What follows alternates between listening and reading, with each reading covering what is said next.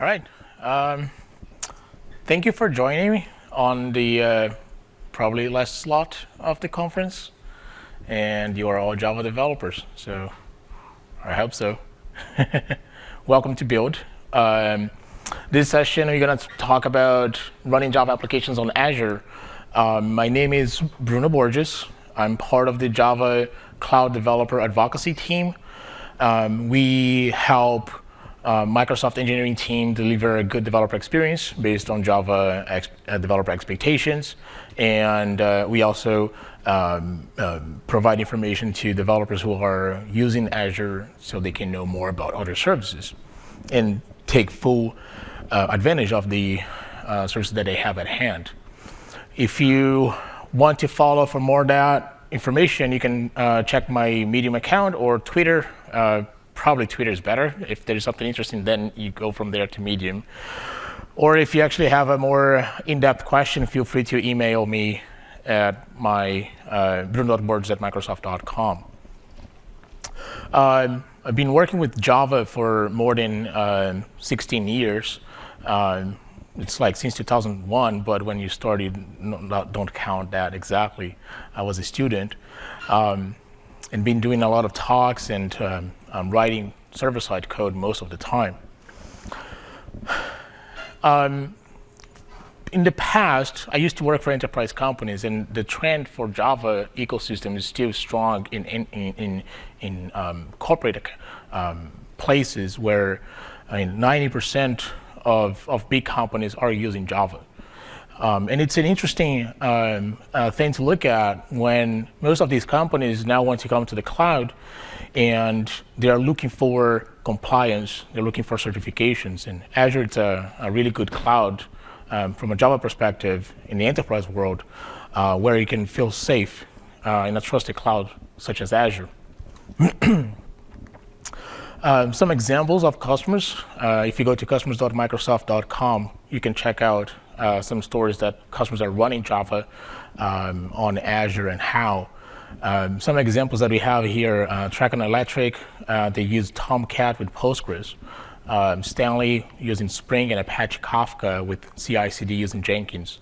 And Jenkins is a very interesting story on Azure where we have VSTS, but you still can combine VSTS and Jenkins. SCSK running JBoss and OpenShift, it's an interesting story because yesterday we just announced at Red Hat Summit that's happening in San Francisco this week, where we are now running a managed OpenShift service on Azure. So you can go to your CLI and say AZ OpenShift create, and then you have your OpenShift environment. And American Corporation is running Spring on top of Pivotal Cloud Foundry. It's another multi-cloud solution in our partnership with Pivotal that we deliver on Azure very seamlessly for developers. When we talk about deployment choices in the cloud, and we look at these customers and how they're bringing their applications to Azure, we've identified mainly 4 ways that Java applications are being executed in this environment. The most traditional way is simply using VMs. And that's been used for many years for many companies. And I would say many companies would prefer to just move those VMs into the cloud as is. And that's safe because they don't have to modernize applications. They don't have to recreate everything from scratch. They just take advantage of that scalability in the cloud without making any changes. We have some partners, Red Hat, Oracle, IBM, Terraform, CloudBees, that help us or Zoll for the JVM, that help us in deliver their products in a very good descriptive way on top of Azure Compute. Some of the services that we see being used are Azure Migrate Service that can assess the VMs that you have on your environment and help you in that migration. And then you take that information and you combine with Azure Site Recovery, and then you can export, bring those VMs, especially VMware, into Azure as is. There's another service that is very useful, the Azure Database Migration Service, most of these workloads, Java workloads, are traditional using relational databases, especially in the enterprise for legacy applications. So when you combine that with Azure Migration Service, it's a pretty good solution to take advantage of the cloud without having to make changes in your application. One interesting service that I like to highlight here is the Azure Dev Test Labs. One thing that they do, that this service allows, is for developers to have an environment, like a VM or a set of VMs, that they can install software, they can use templates, of course, that might simulate a production environment. So that helps them not having to run, let's say, heavy databases in their local computer. They can just use the Dev Test Lab. And the thing is that the cost is way cheaper than the regular VMs for production environment. So it's a good solution to take advantage of the cloud. The other aspect of running applications, and then now we start to modernize our applications, is running containers in Kubernetes. On Azure, we have Azure Kubernetes Service, we have Azure Container Instances, and these are just a few options. You can still do container on top of VMs, of course, but when you have the orchestration out of the box on AKS, or the serverless container approach that ACI delivers, where you just want to run a container, you don't care about the VM either, or even the orchestration. Here's my Docker file, here's my Docker image, I just want to create an instance, and give me a URL. So ACI is really good for that. And Azure Container Registry is where you can publish in a private space your Docker images. And the partnership with Red Hat to bring OpenShift on top of Azure, and behind the scenes we are using lots of containers in Kubernetes. It really helps drive that this deployment choice. Other solutions that we see happening are with Jenkins. Jenkins, they just announced recently Jenkins X.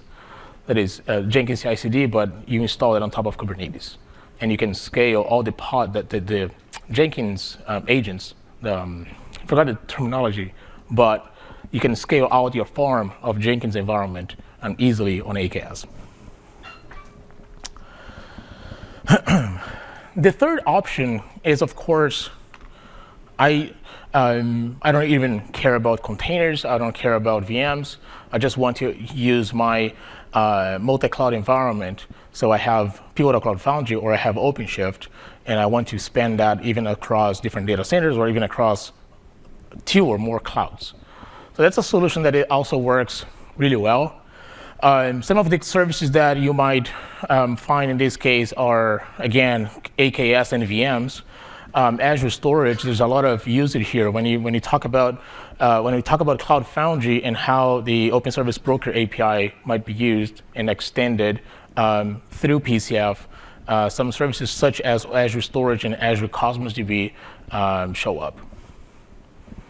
And of course, security. Some of the customers that you see at the bottom are using a mix of these services and these technologies that we see at the top. Finally, serverless. For a brand new application, or sometimes even for an existing application that you want to start breaking it down, you might have a functionality of your application that you want to pull over from a monolithic application and just turn into a function, deploy it on a service such as Azure Functions, and easily integrate with other services. It's a deployment choice that we see happening. One of the companies that we see adopting this now is Starbucks. We saw that at a keynote. They are using Azure Functions to start scaling their applications easier and faster. And for the Java developer, we have that first-class support on Azure Functions. We have that first-class support even for Pivotal Spring Cloud Function, which is a framework as part of the Spring solution that helps the Spring developers take an existing Spring boot code and turn that into a function. And that can be deployed easily on Azure or even on other clouds. So we do that kind of work with those partners to make sure that all these forward deployment options are easily achievable on Azure. So you don't have to use Microsoft technology end to end. If you're already working with these companies, we've established partnership and integration. So if you need to bring that application to here, it becomes much easier.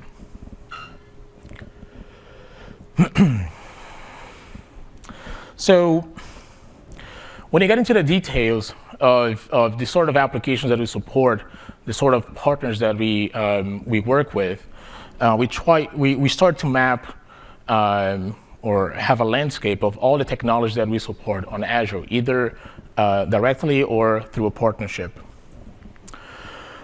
First of all, Linux. Most of the Java workloads that we see are running on Linux. And knowing that more than 40% of the workloads on Azure are already Linux, that makes companies, Java shops, more comfortable in considering bringing their workloads into Azure. So partnership, especially with Red Hat, to provide support. You don't need to have a separate contract, commercial support with Red Hat. If you're running Red Hat Linux on Azure, you open a ticket with Microsoft, and you get that support from Red Hat directly. Cloud automation. We established great partnership with Terraform and also Red Hat, who manages the Ansible project. So if you want to automate, lots of extensions, lots of plugins for these two frameworks. So if you already have something, you just change your target and you have it created on Azure. Kubernetes, Microsoft is a huge contributor to the Kubernetes project, and all of the Docker containers, all the containers run on top of Docker. And I mentioned Pivotal, Cloud Foundry, and OpenShift as a multi-cloud platform solution. And now we get into the JVM and frameworks and runtimes. I mentioned Spring Boot already. And the other thing that we also use a lot is Tomcat, and most of the Java workloads, especially web apps, are running on Tomcat. I'll mention later a service, and Tomcat is the default option. If you want to create a custom Docker image and use Jetty or any other framework, you can do that. But to facilitate that experience, Tomcat is out of the box. Azure Systems provides a binary of OpenJDK that we use out of the box as well under some of the services. So you might be able to change which version of the JVM, and you also can customize and use Oracle JDK or any other build, or even a custom build that you put in OpenJDK source code and build by yourself if you want. In terms of tools, there is a toolkit for Eclipse. And you know how many companies out there are still using Eclipse, and that's totally fine. They're used to it. Developers are used to it. There's no point in trying to migrate them to another tool. So we really want to deliver the same access, the same experience, and that's why we have the toolkit, the Azure toolkit for Eclipse. Same story with IntelliJ IDE. So customers who already bought a license are using the Ultimate Edition or they're using the Community Edition. They go into the marketplace, install the Azure toolkit for IntelliJ. And finally, VS Code, where we have some plugins for Java. And Maven. All the server-side solutions, all the projects, Maven projects, Java projects are mostly built with Maven. There was a Rebel Labs survey, and more than 80% of the projects are Maven, and the rest is Gradle. And Gradle also takes advantage of the Maven artifacts, but by supporting Maven and having lots of plugins for Maven, we believe that you provide the experience on the developer's local computer, but also allows them to automate in other areas such as Jenkins. And finally, integration with other services, CloudBees again, Jenkins, but also New Relic, Splunk, and GitHub. If you go to VSTS, create a new project, you select GitHub, and it's integrated right off the box. And lastly, open source foundations. Microsoft is a member of Eclipse, and most projects on Eclipse are Java, and the same stuff for Apache Foundation. So we're really building that relationship with not only vendors, but the open source community, and trying to make sure that the Java support on Azure through all this is top class. If you want to try Pivotal Cloud Foundry, you can go to the marketplace, Azure Marketplace, search for Cloud Foundry, and there's a process to create an environment. And it's all documented, and they have blueprints. You can find documentation both on Microsoft website or on Pivotal website. And you can check out and use the trial account and experiment. And what we announced yesterday, the Azure CLI integration for OpenShift. So you can also use Windows servers and Windows containers if you want. Really brand new feature that was just announced. Still not many details, but certainly coming soon.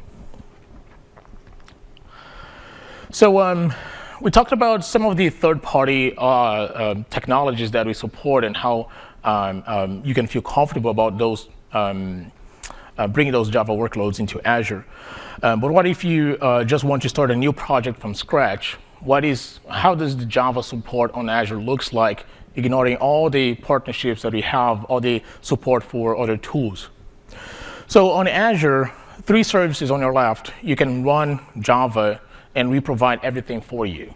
So Azure Service Fabric, which is very similar to OpenShift and Cloud Foundry. Azure App Service, which we provide the runtime out of the box. You give us the WAR file, and we run it for you on Tomcat. And lastly, Azure Functions. You just write a Java code, you bundle as a zip file from a Maven project, and you deploy it. If you want to store data, I mean, of course, there's a lot of database support, but what if you don't even want to deal with that? So Azure Cosmos DB is a NoSQL solution. There are 2 SDKs. We just announced today the reactive SDK, the asynchronous SDK. They use RxJava for reactive applications. But also exports MongoDB and Cassandra API. So if you have a Java application that is talking to Mongo, you can bring that application, just point to the Cosmos DB IP address, and there you go. Azure Application Insights for telemetry. There are 2 ways that you can pull information from Java applications. One is programmatically. You can get the SDK bundled into your application and trigger events as you wish. But there's also the out-of-the-box agents.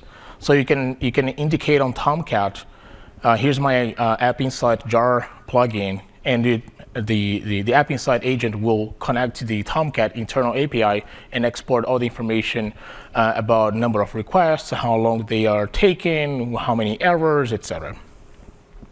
All open source, of course. And beyond that, over 50 services are covered through Java SDKs.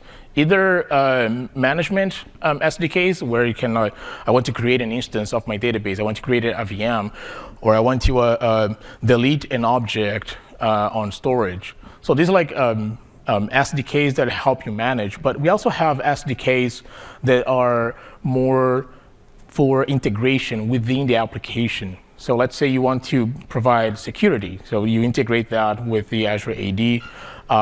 You can use the cognitive service for AI SDKs. So everything is on GitHub, and it's constantly updated because the APIs are always evolving, and you always get the latest through GitHub. And I mean, I mentioned already the Kubernetes and containers, but just to highlight again, container instances, registry, and Kubernetes service. For security AD, most applications are already designed with that in mind. For data storage, all the SQL services and storage. And for messaging and events, 3 services, Event Grid, Event Hub, and Service Bus. So Service Bus is for more the transaction kind of information. Event Hub is for stream of events. So Event Hub today exports the Kafka API. So applications already implemented for Kafka can integrate now with this. This was announced this week. And Event Grid for events that happen in systems, like IoT, for example. Just a reminder that Microsoft SQL Server had open sourced its JDBC driver a couple years ago. And it's the only enterprise database that has not only open sourced the JDBC driver, but the network protocol. It's important to remember that to have a JDBC driver open sourced, you have to know how the network protocol of the database works. So you cannot open source if the network protocol is closed. So when they open source it, they also open sourced the network protocol. The last thing is Microsoft Graph. And this was an interesting case where when we started the Java developer advocacy team, I got a message from a friend who asked, "Hey, do you have an SDK for Java so I can connect with my Outlook 365 and create events in the calendar?" And I was like, "Well, no, not yet. I don't know." So I went to check with the engineering team, and they said, "Yeah, we are announcing the Java SDK in 3 weeks from now." That was like 3 months ago. So now you have a Java SDK that you can integrate with Outlook, SharePoint, Word, Excel, whatever, right? And really use all the Microsoft Graph data and integrate that with your enterprise applications. Yeah, question? Does that extend to the Graph Security API as well? If that extends to the Graph Security API, I believe so. I believe so. I will not be 100% sure. I believe so, because it's all the Microsoft Graph API.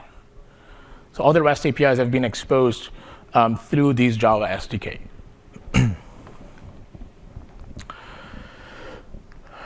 Okay, so back to databases. Most Java applications, again, using databases, and when you go to the dbengines.com, we look at 9 of the top 10 databases are supported somehow on Azure. So Oracle, we got VM templates. MySQL is a service now. MySQL, Azure database for MySQL. MySQL Server, of course, and Postgres in the same way as MySQL. So basically, Azure will manage database instances of MySQL and Postgres. And you can create those instances with the CLI, and then it's back to normal Java code. You go with the JDBC, open connection, and boom. MongoDB is exposed as an API on Cosmos, but you can also, of course, go to a VM or a Docker container and run Mongo. DB2, we have a VM template just as Oracle. Redis, it's a VM template, but you can also run on a container, and Elasticsearch, same thing. And Cassandra goes back to Cosmos DB that exposes an API, or you can go back to VM and container. Sadly, Microsoft Access is still not supported on Azure. Although we are announcing Microsoft Access, still not on Azure.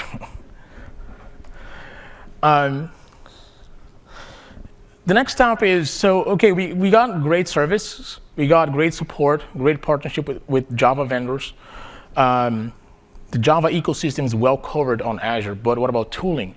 What if I want to be even more productive, or I want to try something new? VSTS provides that productivity for DevOps and CI/CD. We saw that in the keynote when Donovan showed the creation of a project, and I want to deep dive into that here in front of you. Partnership with CloudBees and JFrog for extensions, but also native Microsoft support for many of the things that we need to do for our Java projects, especially Maven and Docker.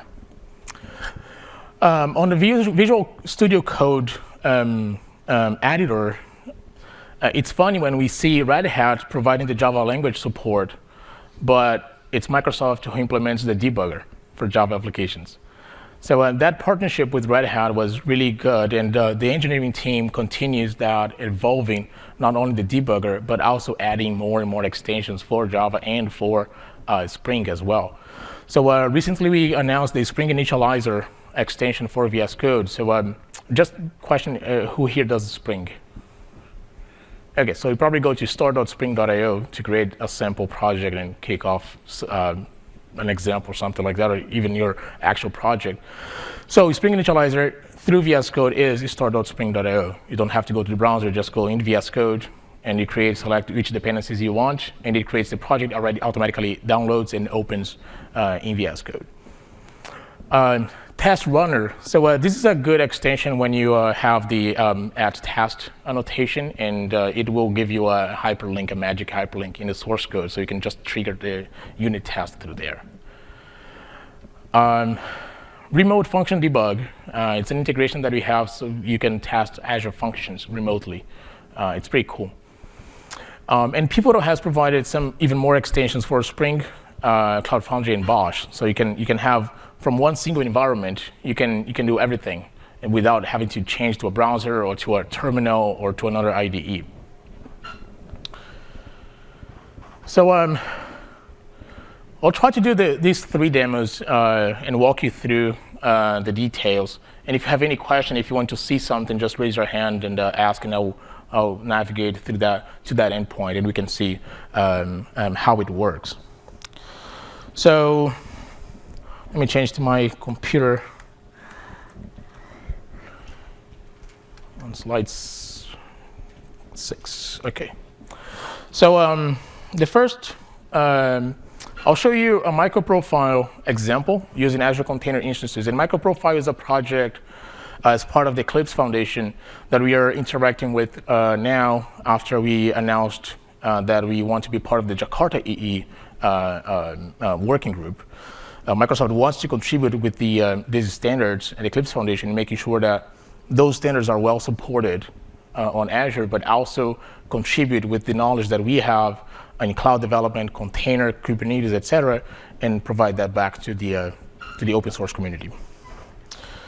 So let's go down to microprofile. So here I have a project that I have 2 projects here: microprofile conference and microprofile speaker. These are 2 Maven projects, and I will start with the conference. It creates a jar file with Wildfly Swarm. So Wildfly Swarm is a project, it's an implementation of microprofile provided by Red Hat. Microprofile is this idea of collecting some of the Java EE APIs and deliver a Spring Boot-like experience in writing applications, server-side applications. So you don't want an application server, you don't want all the EE APIs, all you want is a REST endpoint. So there's no need to have a full-fledged Java EE app server. And you want that all bundled in one single jar file. So what we can do here is java -jar and just start the service.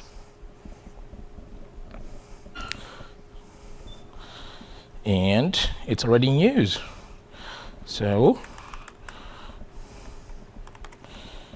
we're going to change the port number.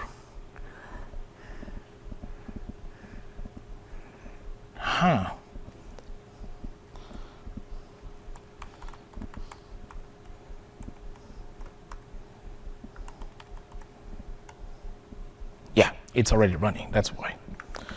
So this is running on my local computer, localhost, and provides me a list of all the sessions. You can see that speakers, it's coming empty. So I don't know who are the speakers of this session, because that information is actually coming from another microservice that is running on this.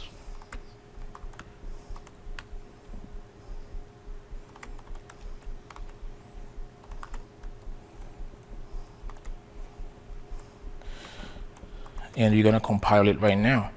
So the reason it's not failing, even though the service is not running, is because on microprofile, we also have the circuit breaker pattern. So even if it's not there, I'll just show it, it's an empty result. So let's start now.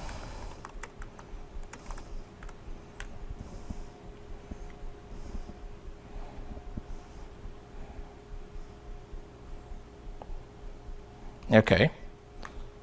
And now we got all the speakers coming from this other service that is running on port 880. The endpoint is speakers, right? So on your source code, I'll just show you out of curiosity. Let's go to the conference, and let's open Visual Studio Code and navigate to that class, Java session resource. So you got here, get sessions, in the session service. Oop, not this one.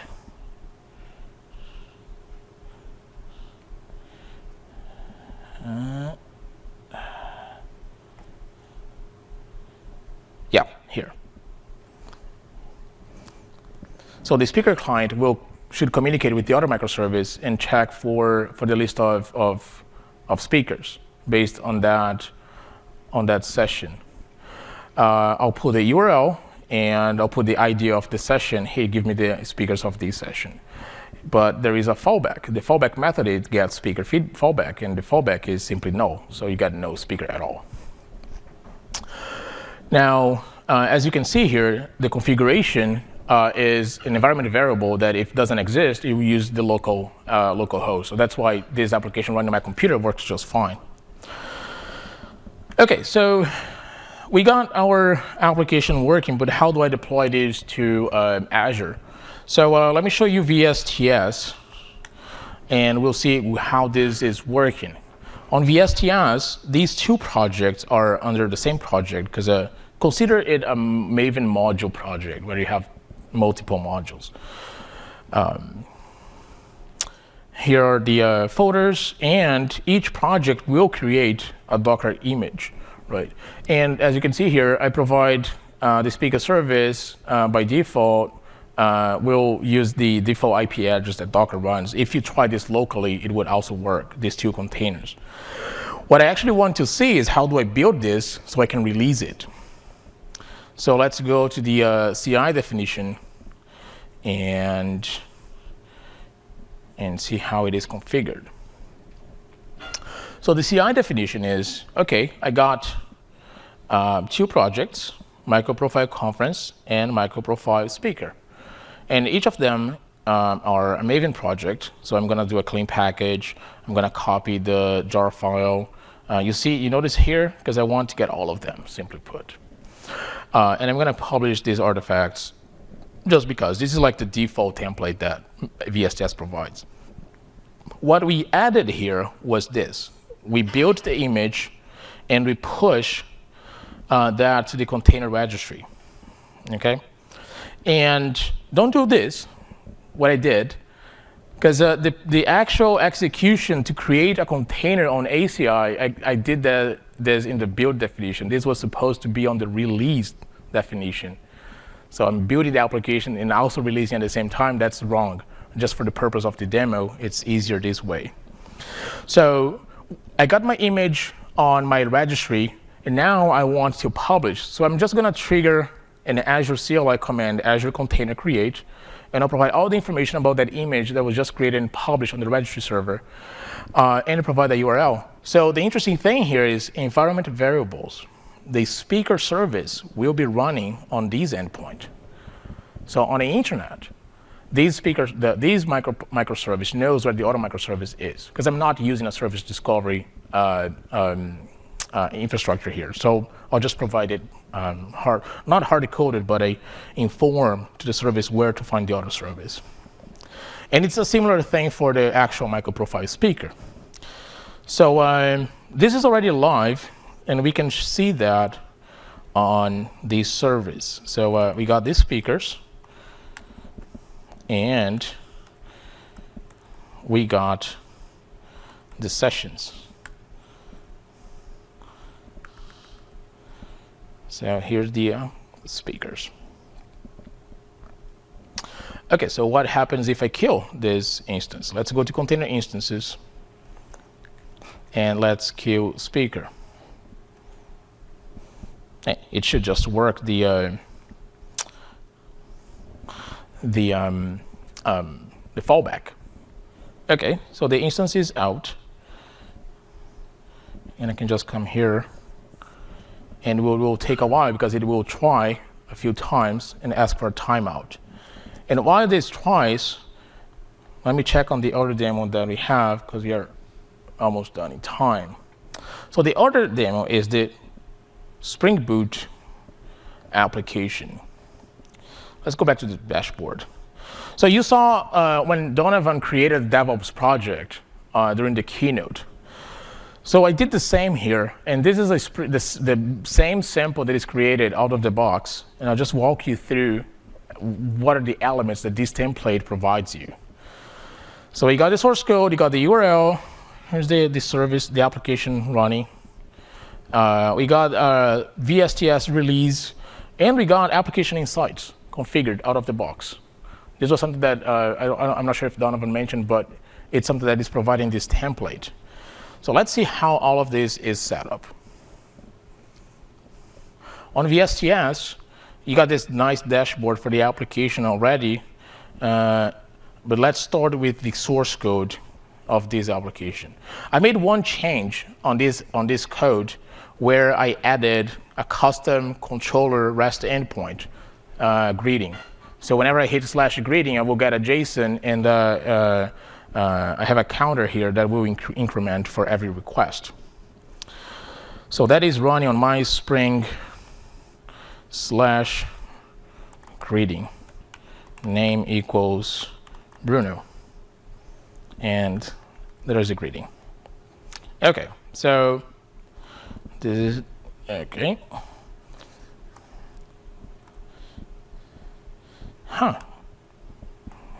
Still running. We'll see how that goes. My Spring, this is the application inside. So whenever I hit a request, it will automatically load this for you. So the nice thing about application inside is that you have those agents that you don't have to write any custom code to integrate. The thing that configures this is on your web.xml file. So of course, you have to pull the library on your Maven dependency, but this is all you need. So you basically use a web filter, and it will extract all the requests. And we see all that information coming through here. So let's hit a bunch of requests. Okay. And let's go to live stream. And while this loads, let's check out on something else. Oops. On how do we build this project. So as you can see here, this is a Maven project for a Spring Boot application that deploys on Tomcat. But we want to expose this as a Docker file, as a Docker image. The template will use Docker to actually build your project as well. So you don't use the Maven extension on VSTS, you just use Docker. So that's a nice thing, because you might want to use a different solution later. You don't want to have the Maven build tied into the CI/CD tool that you use, such as VSTS or Jenkins. You're just depending on Docker. So here we have a phase build Docker image. Yeah, question. So in that case, the building inside of the Docker process. Correct. At the time of an emergency scaling, of horizontal scaling, wouldn't that affect the uptime of the additional containers? So the question is if using a Docker build would affect the build of other containers in those agents. From the little experience right? that I had, it would be better to just put the jar on the Docker image, so you wouldn't waste time by building each of the instances again. Yes, it is. It is just a template for a Docker-based build, but there are many ways that you can improve this way of building your project. The only advantage that I see, and I think we agree, is this build is agnostic to any CI/CD platform. But if you want to optimize, then you're going to have to find that trade-off: should I depend more on my CI/CD platform or not, right?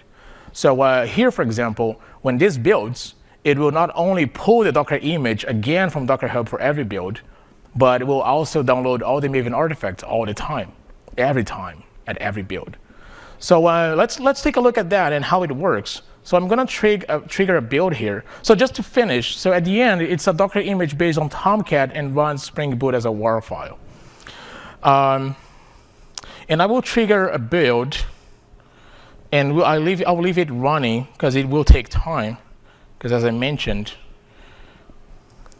queue new build, and that's it. And then we'll go back to it later, but just to show you the details, It's waiting for an agent, and as soon there is an agent, it will start building. And here is our telemetry connected to our application live. So let's do some hits again.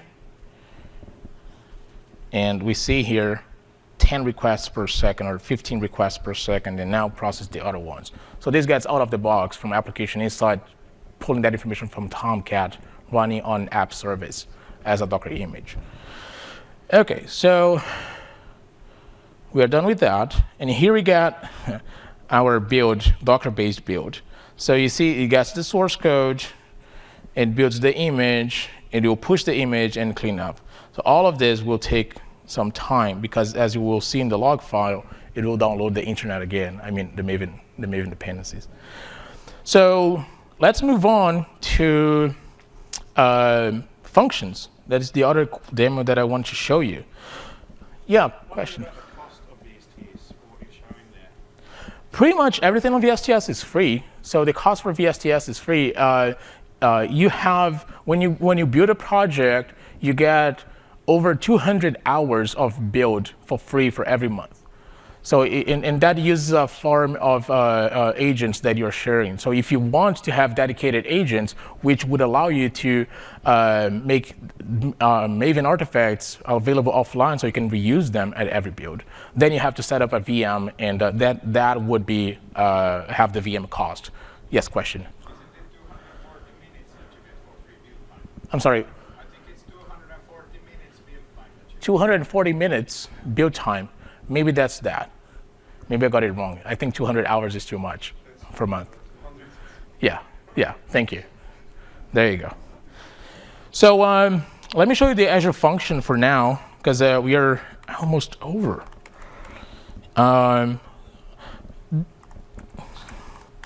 OK, so I'm on the folder live, and I'm going to create a project. So Maven, Azure functions provide an archetype for Maven. So you can create a Java function for Azure easily with this skeleton. It will ask for basic stuff like, OK, I got my group ID, my artifact ID will be live function. My snapshot version is, package is this. The name will be live function. West US and resource group. Yep, got it. So I'm going to go into live function, Maven package, Azure functions, run. What it will do, it will build the project. There's a kind of hello world in this Java code. I'll try to show you quickly. And I also want to run it locally to see how it looks like. And it looks like this. So let me put a name here, and hello Bruno. I can say build, hello build. OK, so how does this work? Let me open on VS Code. It is a Maven project. So if you want to connect to a database, what do? You go to the POM file and you add your dependencies. Do you want to use Guava? Feel free. You want to use Lombok? Feel free. It's a regular Maven project. So the source code is pretty simple too. Here's the Java default function. So I have an annotation function name. So that's my API /API/hello. That's where that information is coming from. And it's triggered by HTTP. There are other triggers like storage, Cosmos DB, Event Grid, Event Hub, whatever. And you can configure those. For HTTP trigger, you want to set which methods of HTTP you want to support. So I use get so I can do the quick demo through the browser. Context to get login information. And then the request object is where I create a response. If I don't pass information, 400 and quick stupid information like please pass a name, or 200 HTTP with the response. If I want to respond with a JSON, you just do a dependency of whatever library you prefer. Is it JSON? Just feel free to go to Maven POM file. OK, so I want to deploy this. Maven Azure function deploy. Now, what you'll see here is that it will use the Azure CLI that is already connected on my environment and simply deploy this into my subscription on Azure. This part takes a while because it's a brand new function app, so it will need to create space in my subscription. But once that is created, deploying subsequent versions, it gets quicker. So let's look at a more interesting example. How do I do CI/CD of a Java Azure function? Because today, you can go, you have your source code on VSTS, and you just want to build and deploy, automate it. So what we do is, there's a Maven, it's a Maven project, and here we have the clean package and Azure Functions package. We archive the directory, because if one thing that you will notice, so the work live,